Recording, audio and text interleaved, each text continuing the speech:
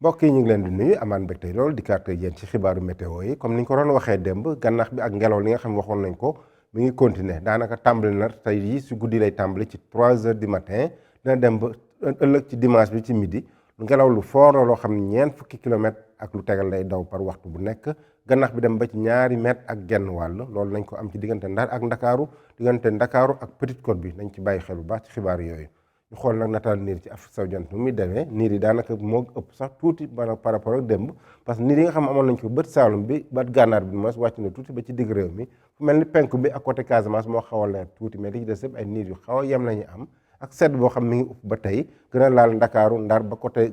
Ziguinchor Cap Skirring tey yi ci guddi jëm ci ëllëg ñu xool seddaayu guddi gi nu muy demee seddaayu guddi gi fa mu gën a ràññee mooy Ndakaaru mu am fukki degré juróom ñaar foofu mooy gën a sedd teg ci Thiès ak fële ca Ndar mu am fukki degré juróom ñett ñaar fukki degré ñu am ko Ziguinchor Sédhiou ak Kolda ñooy gën a sedd tuuti Ziguinchor parce que na am fukki degré juróom ñeent digg réew mi nag ñaar fukki degré benn ñaar fukki degré ñaar la ñu am ak ci gox goxaan yu bëri mais raw gàddu gi ñu ngi ko am Kédougou mu am fukki degré ñaar fukki degré ñeent maanaam diggante Ndakaaru ak Kédougou leen ràññee juróom ñaari degré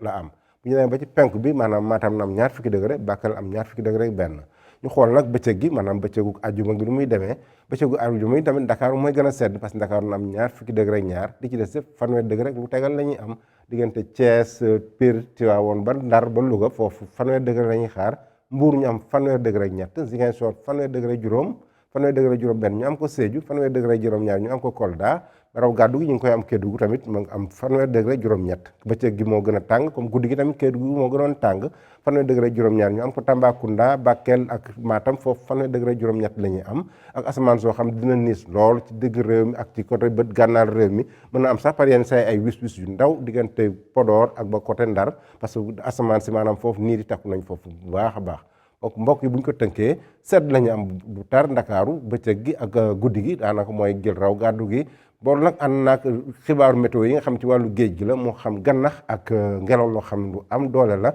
tey ji ci guddi lay tàmbali ba ëllëg ci dimanche ci ajuma bi ci midi gannax bu ànd ak ngelaw nañ bàyyi xel bu baax sama mbokki nappkat bala ñuy dem géej mais nag bu leen fàtte tamit dem suñu site yi pour ay xibaar yoo xam ne gën naa yees loolu la ñu leen indiloon tey di leen dig daje ba suba ak jàmm wasalaam